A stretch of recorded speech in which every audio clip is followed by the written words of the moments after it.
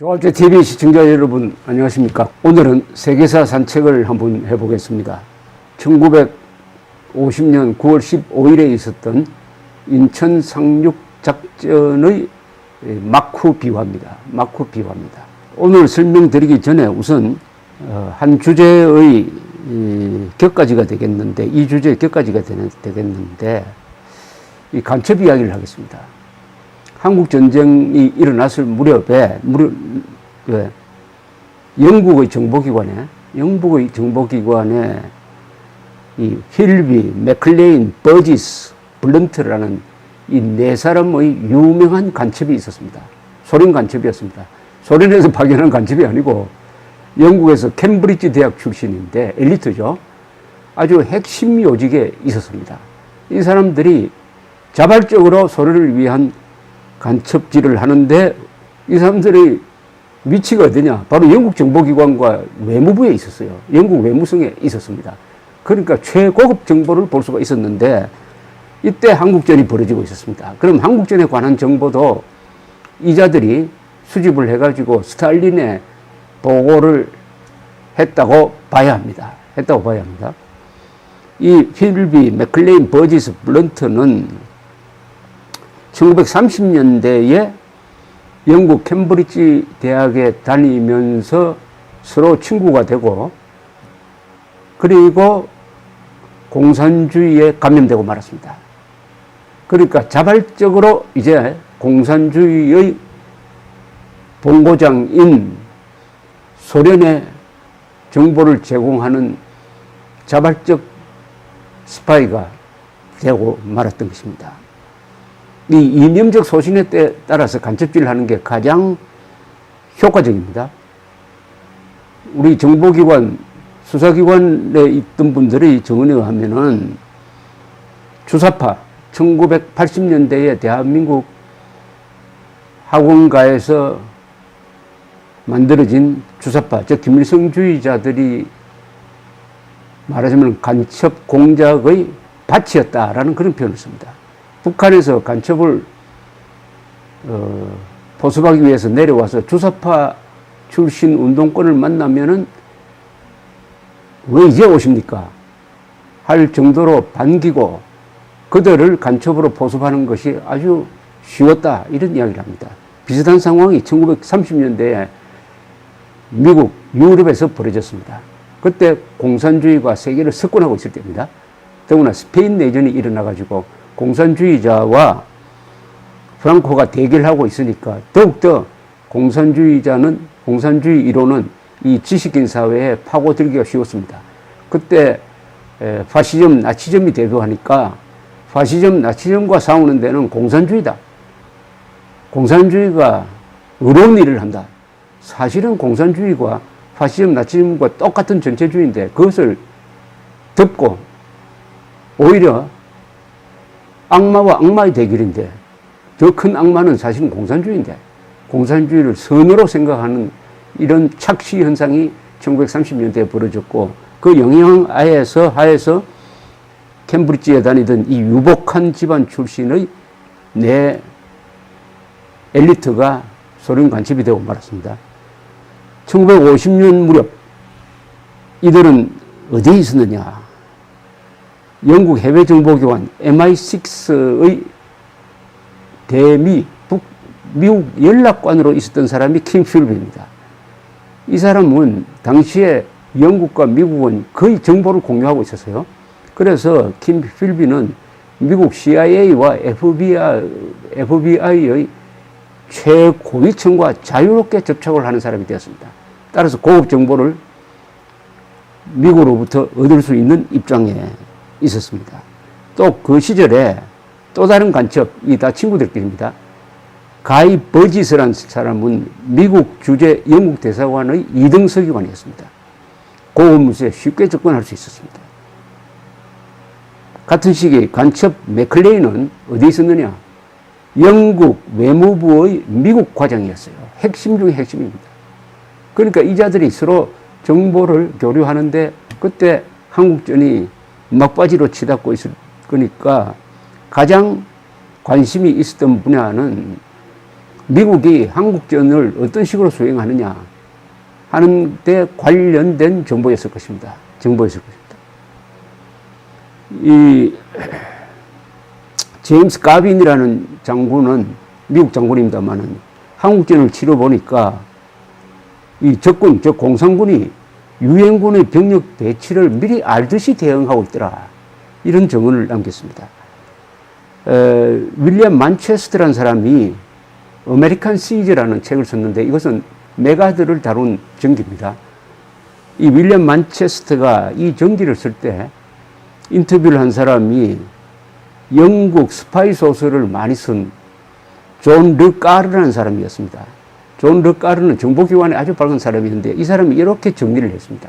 한국전에 관하여 미국이 아는 것은 워싱턴의 영국 대사관이 다 알았고 영국 대사관이 아는 것은 간첩 3인방 힐비, 맥클레인, 버지스도 알았을 것이다. 이 3인방이 알면 누가 알게 되느냐? 스탈린이 알게 된다는 뜻입니다. 스탈린이.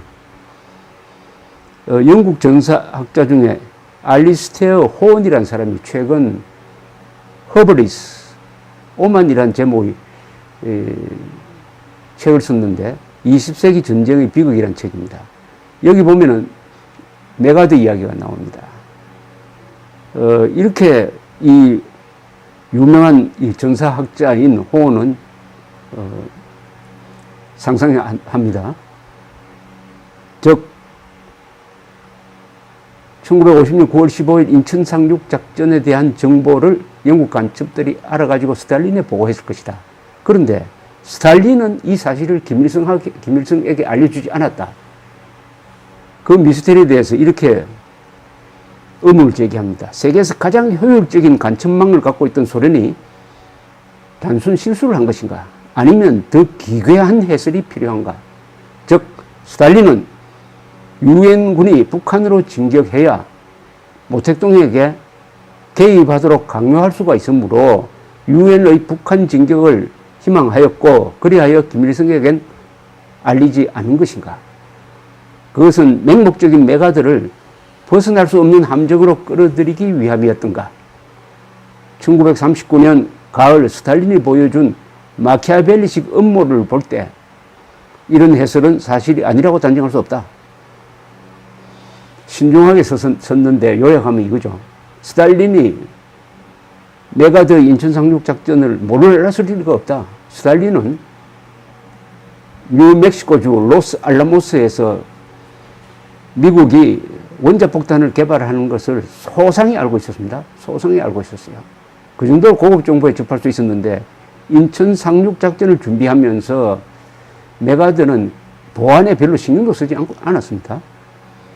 AP 기자는 1950년 9월 15일 지금 한참 상륙작전이 진행되고 있는데 부산에 앉아가지고 지금 인천 상륙작전이 시작되었습니다 하는 기사를 썼어요. 기사를 썼습니다. 이게 세계적 특종이 되었습니다만은. 그러니까 스탈린의 생각은 이러했다는 겁니다. 스탈린의 생각은 이 호언이라는 학자의 주장은 스탈린은 미군을 끌어들여 가지고 중국과 싸움을 붙이고 싶어 했다. 싸움을 붙이고 싶어 했는데 중국이 들어오도록 한국에 개입하도록 만들려면은 인천 상륙작전에 메가드가 성공해가지고 38선을 넘어서 북진하도록 만들어야 된다. 그렇게 해야 스탈린은 모택동 보고 김일성을 살리기 위해서 당신이 나서주라고 등을 떠밀 수가 있다. 그렇게 하려면 인천 상륙작전이 실패하지 않도록 김일성에게는 정보를 제공해주지 않았다. 이런 이야기입니다. 아주 고차원의 전략을 지금 이야기하고 있습니다. 스탈린이 1950년 초에 김일성이가 모스크바를 찾아와가지고 남침하고 싶은데 도와달라고 하니까 조건을 답니다. 좋다, 도와주겠다. 그러나 모택동을 찾아가서 먼저 만나라. 모택동도 도와주겠다고 하면은 나도 도와준다. 그러나 모택동이 도와주지 못하겠다고 하면은 없었던 일로 하자. 이렇게 이야기를 합니다. 그래서 시키는 대로 스탈린이 모택동을 만났어요. 모택동은 도와주겠다고 합니다.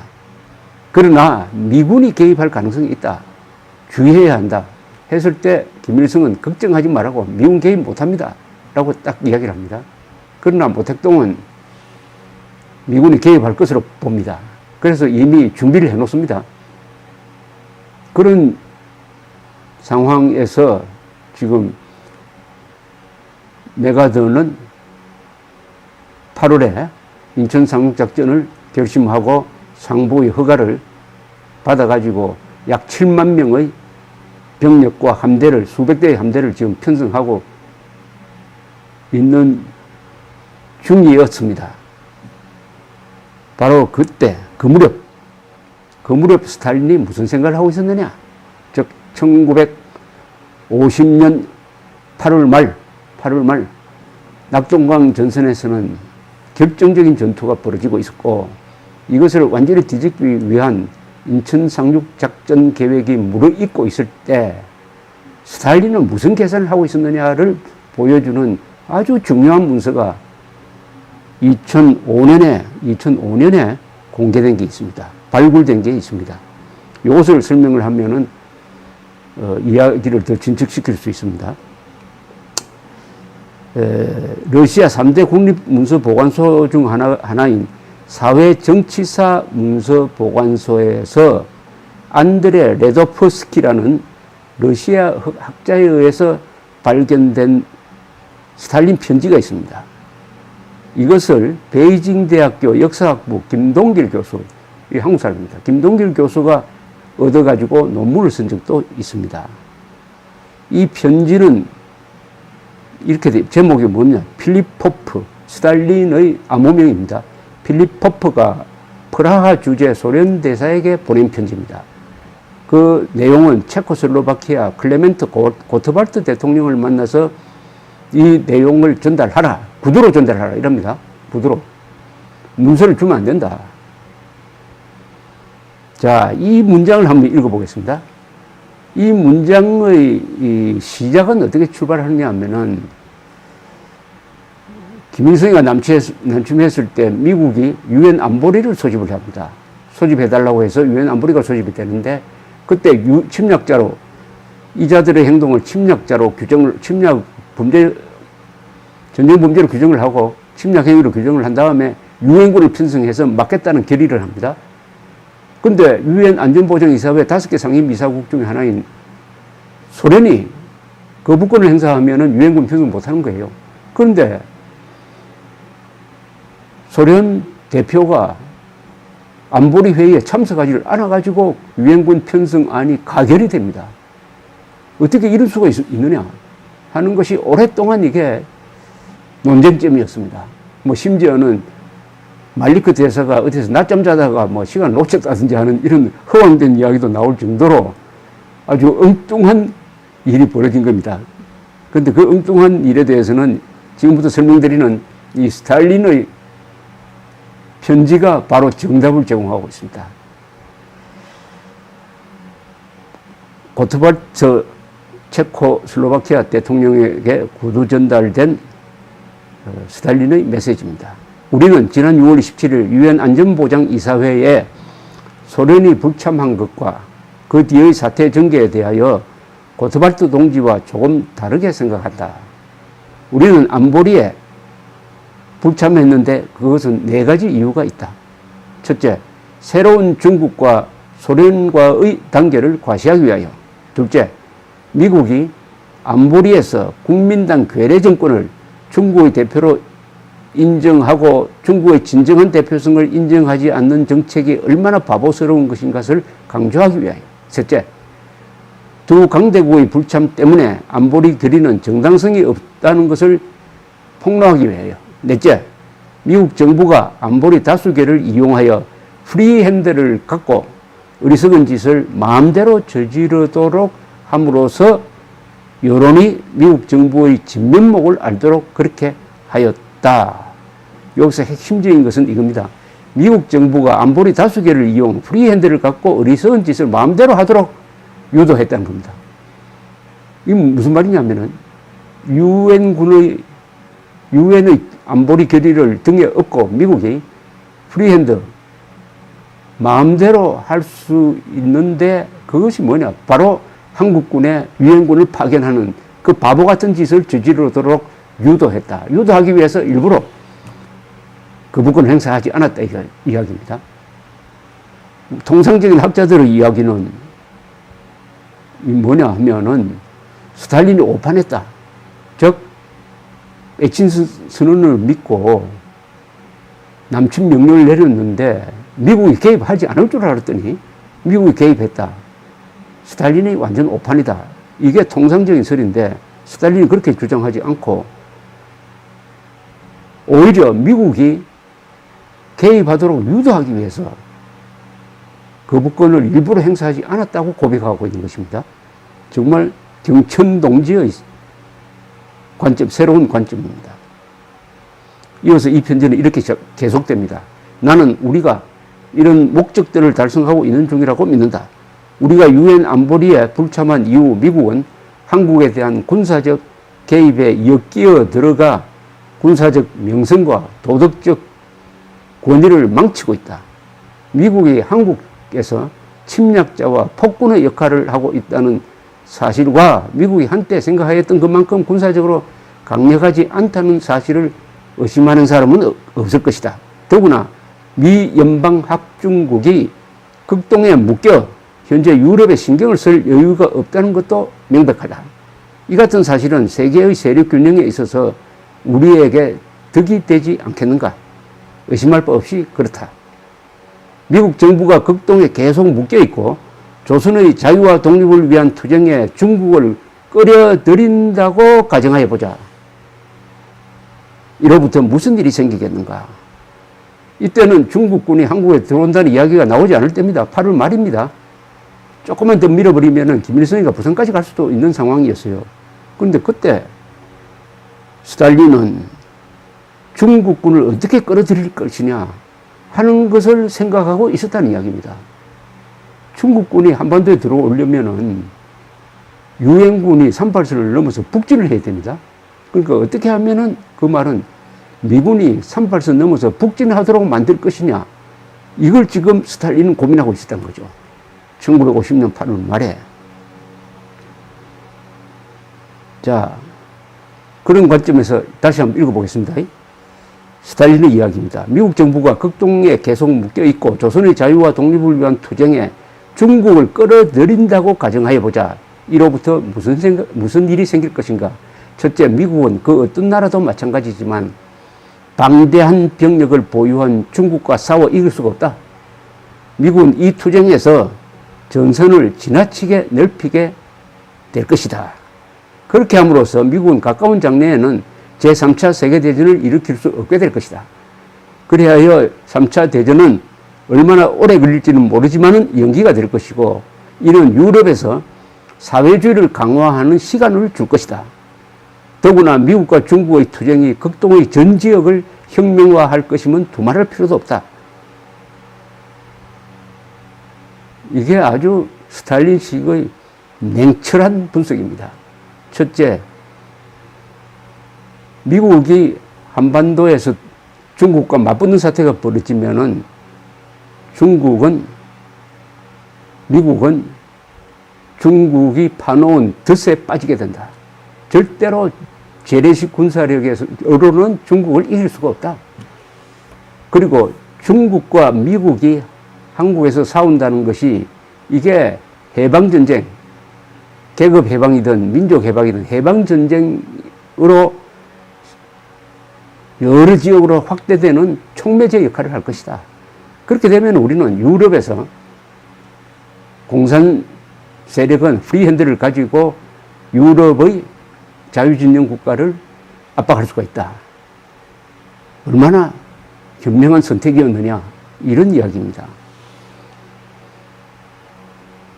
정말 놀라운 고백이죠. 놀라운 고백입니다. 자, 그러면은 한번 보겠습니다. 그러면은 스탈린은 중국을 한국전에 끌어들이기 위해서 어떤 움직임을 보이고 있었는지를 한번 살펴보겠습니다. 이게 공개된 문서가 이제 많으니까 이제는 사후적이지만은 좀 증거를 가지고 자료를 가지고 이야기할 수가 있습니다. 1950년 7월 2일, 즉 북한군이 서울을 점령하고 한강을 넘어서 이제 부산을 향해서 막 진격하고 있을 때입니다. 이때 주얼레 총리가 중국 주재 소련 대사 로시친을 불러서 이렇게 이야기합니다. 주얼레 중국 수상이 모택동은 미군이 인천에 상륙할 가능성이 있으므로 서울을 방어하기 위하여 인천에 견고한 방벽을 만들어야 한다고 생각한다. 만약 미군이 38선을 넘으면 중국군은 조선 사람으로 변장해가지고 미국에 대항하는 일종의 의용군 역할을 하려고 한다. 이 목적을 위하여 이미 봉천 지구에 12만 명으로 구성된 3개 군을 집결시켰다. 이들을 응원하는데 소련 공군이 협력해 줄 수 있는지 알고 싶다. 북조선의 지도부는 모택동이 2차례 경고하였음에도 미국의 군사적 개입 가능성을 과소평가하고 있다. 주얼레는 모택동은 이미 북한군이 남쪽으로 진격하고 있지만은 결국은 메가더가 인천에 상륙작전을 할 것이다. 그러니까 조심하라고 김일성에게 경고를 해도 김일성은 그런 일이 없을 것이라고 하면서 계속 밀고 나간다. 걱정스럽다. 그러나 만일의 사태에 대비해서 소련은 공군 병력을 지원해 줄 수 있느냐 이렇게 타진을 하고 있습니다.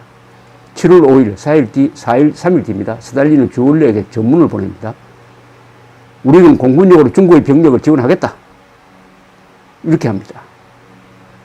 이때부터 중국은 만일의 사태에 대비해서 남쪽에 있던 병력을 만주 지역으로 보내서 기다리게 됩니다. 1950년 9월 15일 인천 상륙작전이 성공한 그 무렵에는 이미 중공군이 만주에 한 30만 명이 와서 딱 기다리고 있었습니다. 원래 이 병력은 6.25가 나지 않았으면은 대만 해협을 건너서 대만을 점령하기로 되어 있는 군대였습니다. 그러나 우선 북한을 보호하기 위해서 병력을 북으로 돌리는 바람에 또 그때 트루만의 결단에 의해서 미 7함대가 대만 해협에 포진해서 중국의 공격으로부터 대만을 지키겠다고 선언해버립니다. 대만은 우리 때문에 살았습니다. 6.25 때문에 살았습니다. 6.25 덕분에 살았습니다. 이렇게 이미 준비를 하기 시작했습니다. 그래도 인천 상륙작전에 성공하지 못하면 북진할 수가 없는 거죠. 38선으로 밀어 38선 북쪽으로 북진하지 않는 한 중공군은 개입할 수가 없었습니다. 38선 북쪽으로 진격하는 것은 9월 15일 인천 상륙작전에 성공하고 그 다음에 10월 1일 여세를 몰아가지고 한국군 3사단이 38선을 돌파하고 그 다음에 19일에 평양을 점령해서 북진이 이루어지고 있으니까 그때 모택동은 정치국 회의를 열었습니다. 중공군이 참전할 것이냐 말 것이냐 의견을 들어보니까 거의 다 반대했습니다. 그러나 본인의 고집으로 밀어붙입니다. 그리고 주얼레가 스탈린한테 가서 약속대로 공군 지원을 해달라고 합니다. 스탈린이 공군 지원을 해주겠다고 하다가 마지막에 가서 취소합니다. 나 못하겠다고. 그래도 모택동은 참전 아닌 침략을 결심하게 되고 10월 19일 중공군이 압록강을 넘어서 북한 지역으로 들어오게 되면서 우리가 북진 통일이 좌절되는 순간에 다가가는 거죠. 이런 상황에서 스탈린은 인천 상륙작전에 대한 정보를 갖고 있었을 가능성이 충분합니다. 그것은 영국 고급 간첩들을 통해서 미국의 정보를 빼내가지고 얻었을 것입니다. 그 이외에도 미국에 소련의 간첩이 많았습니다. 그런데도 김일성한테 그 정보를 전했다는 증거는 없습니다. 스탈린은 알고 그냥 메가더의 인천 상륙작전이 성공하기를 기다렸고 성공한 다음에는 야, 드디어 메가드가 북진하겠다. 북진하면은 잘 됐다. 우리가 파놓은 함정에 빠진다. 북진하기만 하면은 나는 모택동의 등을 밀어가지고 참전하도록 하겠다. 개입하도록 하겠다. 그러면 한반도에서 중국과 유엔군이 대결하게 된다. 그러면은 아무리 현대식 병기가 많아도 중국의 숫자 많은 이 혁명군을 몰아낼 수 없다. 그러면은 한국에서 미국과 중국이 피를 흘리는 소모전을 계속하게 될 것이다. 그렇게 되면은 모택동은 현대 병기가 없기 때문에 중국의 무기 지원에 의존하지 않을 수 없다. 그러면은 모택동을 다루기가 쉬워진다. 즉 미국과 중국을 싸우게 해가지고 중국을 부하처럼 다루겠다. 그렇게 하지 않으면은 이 중국이 미국과 찌끄레 해가지고 우리의 소련의 영향권에서 벗어나게 된다. 어쨌든 일거양득이다. 미국과 중국을 싸움 붙여 놓으면은 소련은 양쪽을 다 견제할 수 있다. 이런 생각을 가지고 있었기 때문에 김일성에게 인천 상륙작전에 대한 정보를 제공하지 않음으로써 메가드가 인천 상륙작전에 성공하도록 유도했다 하는 이야기입니다. 물론 그것을 증명할 확실한 수치 100%의 증거는 없지만은 쭉 사태의 흐름을 보면은 이 주장은 상당한 설득력이 있다고 생각을 합니다. 그것은 스탈린의 대전략을 연구를 해보면은 이런 일이 전에도 있었습니다. 즉 1939년 그 불구 대천의 원수인 히틀러와 불가침 조약을 맺습니다. 언제 맺느냐? 1939년 8월 말에 맺습니다. 불가침 조약을 맺음으로써 소련은 폴란드를 보호할 의무도 원래도 없었지만 폴란드를 히틀러한테 갖다 바치는 겁니다. 아니, 히틀러가 폴란드를 쳐들어와도 가만히 있겠다는 거죠. 오히려 폴란드를 분할해가지고 반반씩 나누자는 겁니다. 소련이, 그때 형편은 소련이 폴란드를 지원하지 않으면은 독일이 폴란드를 쳐들어갔을 때 영국과 프랑스는 선전포고를 하겠지만은 보낼 병력이 없을 것이다. 폴란드가 희생되는 겁니다. 그때 스탈린의 목표는 뭐냐?